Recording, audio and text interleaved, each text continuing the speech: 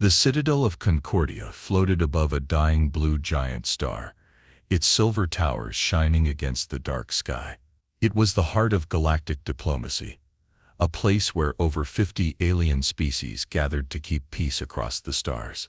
Captain William Carter stood at the main window of his ship, the Valiant Dawn, as it approached the giant space station. His jaw tightened. This was humanity's last chance to prove they belonged among the stars. "Final approach complete, Captain," his navigator, Ensign Harper, said quietly. "Dock us," William replied. His voice was steady, but inside, he felt the weight of the mission pressing down. The docking bay of Concordia was massive. Ships of all shapes and colors lined the bay. William noticed right away. None of the nearby crews looked at them.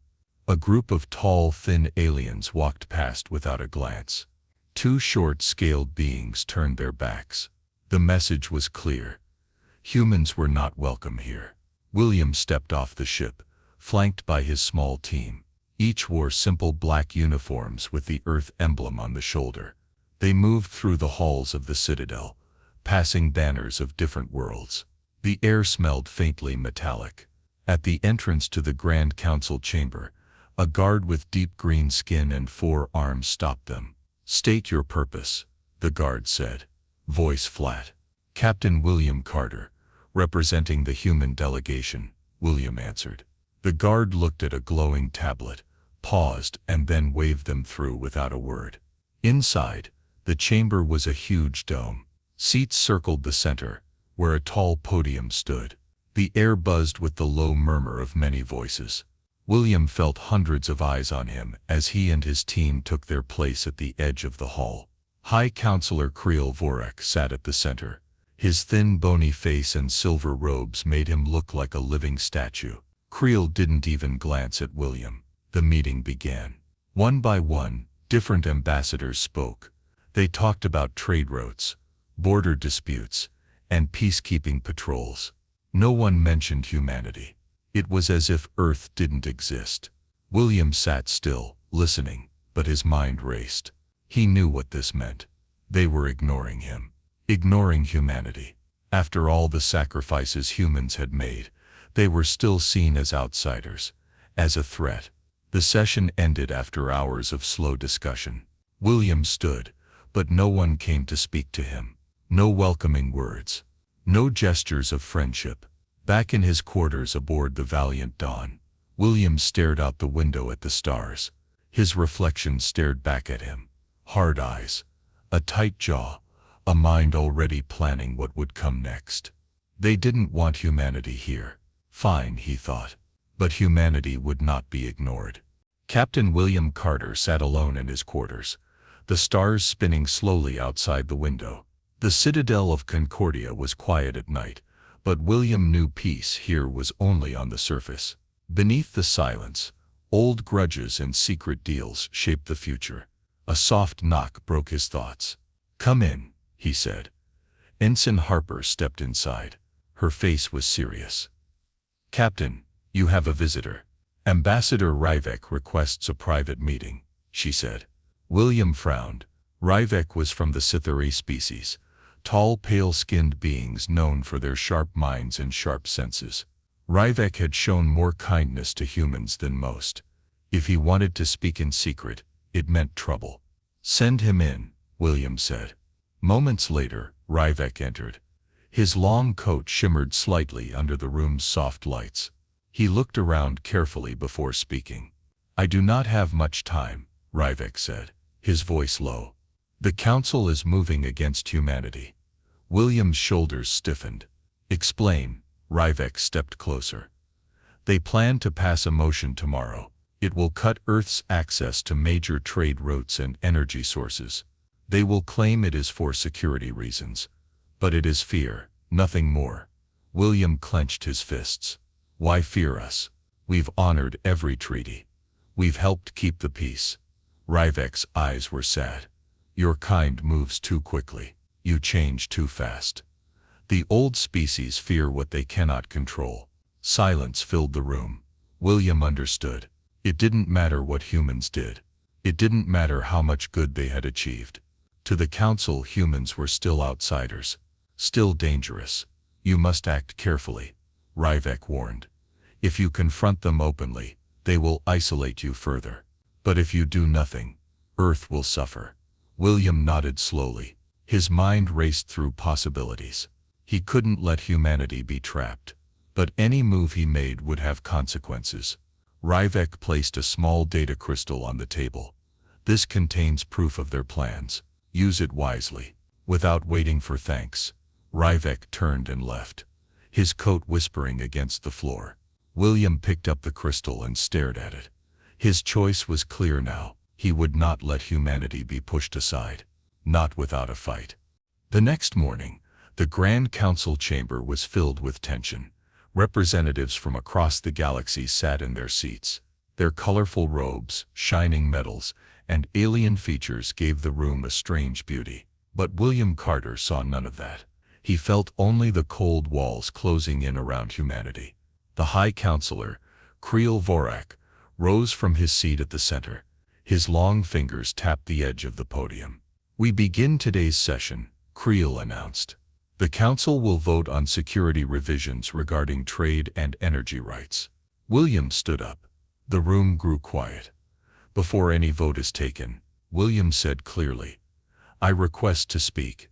Murmurs passed through the crowd. A few council members exchanged glances. Creel's thin lips pressed together, but after a long pause he nodded. "Proceed," Creel said. William stepped into the open center of the chamber. He held the small data crystal Ryvek had given him in one hand. "The proof, the betrayal. I have evidence," William said, his voice strong but even. "Evidence that the Council has secretly planned to restrict Earth's access to vital resources, without discussion, without negotiation." He pressed a button. A hologram lit up above his hand showing documents, hidden votes and secret meetings. Gasps filled the air. Creel's face remained calm, but his eyes darkened. "These actions are not about security," William continued. "They are about fear. Fear of change.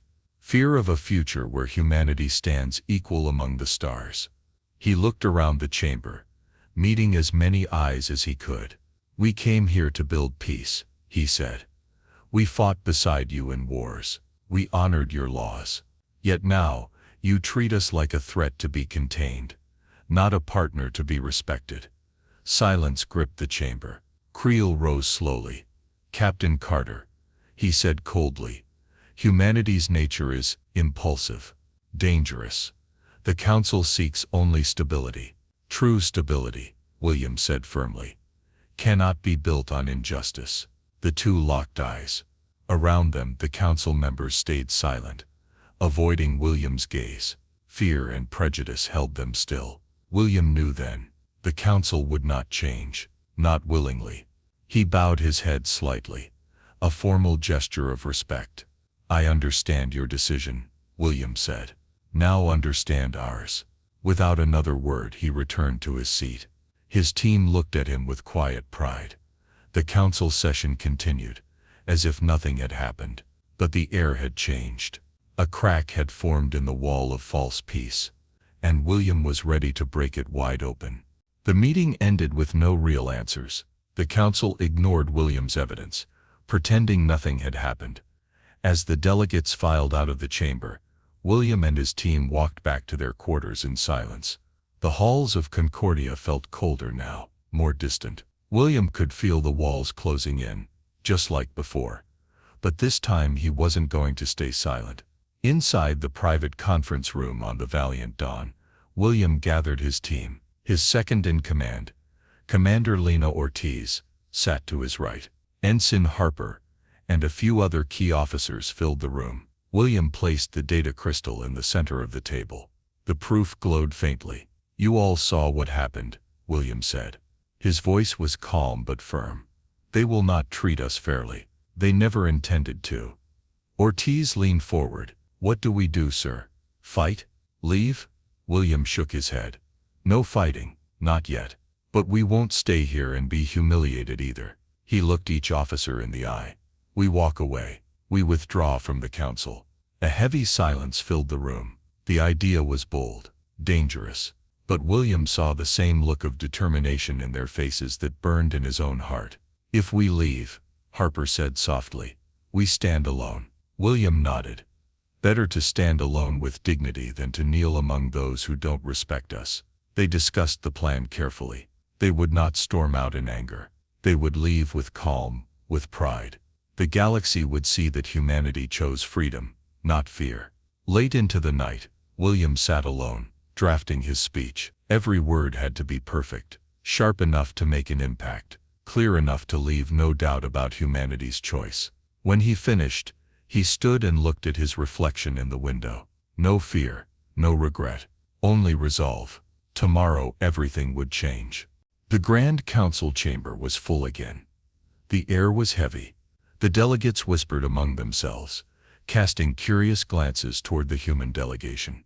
Everyone knew something was coming. They just didn't know what. Captain William Carter stood tall at his seat.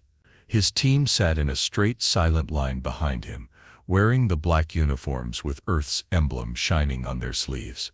High Counselor Krill Vorik tapped his long fingers against the podium.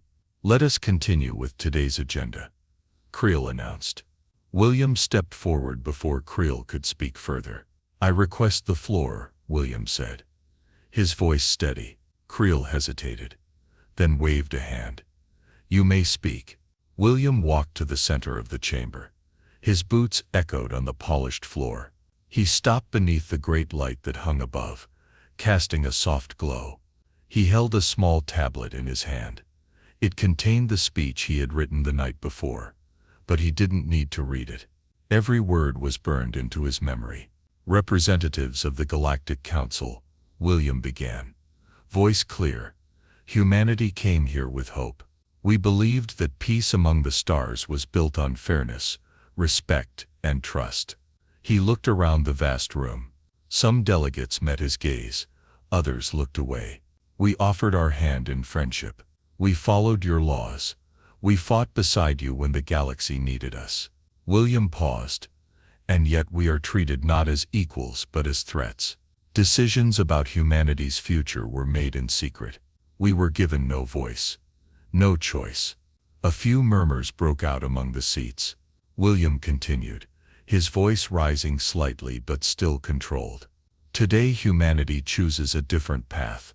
We will not be part of a council that does not see our worth. We will not stay where we are unwelcome." He turned and gave a small nod. In perfect silence, every member of the human delegation stood. The chamber gasped as one. William looked at Krill, whose face showed no emotion, but whose hands tightened slightly on the podium. "We leave with respect," William said, "but we leave with our dignity intact." Without another word, William and his team walked out of the council chamber. The sound of their boots echoed across the floor. Not a single voice stopped them. Not a single hand reached out. Outside the chamber, William took a deep breath. His chest felt lighter, though the future ahead was uncertain. As the heavy doors closed behind them, a new chapter for humanity began. One they would write themselves. The heavy doors slammed shut behind the human delegation, leaving the Grand Council chamber in stunned silence. For a few long seconds, no one spoke, no one moved. Then the murmurs started. "They're serious," whispered a thin-scaled ambassador. "This will break the treaties," muttered another, shifting nervously in their seat. High Counselor Krill Vorik remained standing at the podium. His face was a mask of cold, calm, but inside, his mind raced. He had expected anger from humanity. He had expected protests, desperate appeals to stay. He had not expected this. Complete withdrawal. "Order," Krill called out, slamming his staff against the floor. The chamber quieted, but tension filled the air like a storm about to break. "We must not overreact," Krill said firmly. "The council will continue. Humanity is but one world among many." An ambassador from the Volari, a bird-like species, stood up, flapping his bright wings in agitation. "One world," he cried. "Humans were a key part of our defense fleets. Their technology strengthened trade. Their absence will weaken the council." Others nodded, speaking up now without fear. They held several border alliances together. Without them, smaller systems will question our strength. Trade with human colonies brought prosperity. Creel's jaw tightened. He raised a hand to calm them, but it was clear. The unity of the council was cracking. Ambassador Ryvek, the Sithari who had warned William, spoke quietly but sharply. You feared humans, Ryvek said, staring directly at Creel. But your fear has cost you more than you know. Creel said nothing. For the first time in many years, he felt doubt. Heavy, cold doubt. The humans had walked away with their heads held high. The council remained, but its foundation now shook. And Creel could not deny the truth, burning in his mind. Without humanity, the balance of the galaxy would not hold. The meeting ended in chaos. Delegates shouted at each other. Old grudges resurfaced. Talks of dissolving treaties spread like wildfire. Creel watched it all from his high seat, silent. His great mistake had already been made, and there would be no easy way to fix it. The Valiant Dawn moved slowly away from the citadel of Concordia, its engines humming softly in the darkness of space. Captain William Carter stood alone at the ship's main observation window. The giant blue star, once brilliant, now seemed smaller behind him. Concordia itself was a tiny silver dot, fading into the endless night. He watched without regret. Behind him, the crew worked quietly. There were no celebrations, no cheers, only a calm, determined silence. Every man and woman on board knew what had been risked and what had been gained. Commander Ortiz approached, her steps quiet.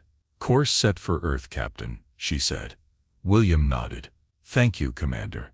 He stayed at the window a moment longer, thinking. The council had made their choice. They had chosen fear over trust, pride over partnership. Humanity had answered not with anger, but with strength. They had walked away, heads held high. They would build their own alliances now, forge their own path among the stars. It would not be easy. There would be dangers. There would be struggles. But the future would belong to humanity, shaped by their own hands. William turned away from the window, his mind clear. Take us home, he said. The ship's engines flared brighter. Slowly, steadily, the Valiant Dawn carried humanity into a new chapter of its story, one of independence, courage and hope. A road that led into the unknown. But William smiled slightly. Because it was their road now.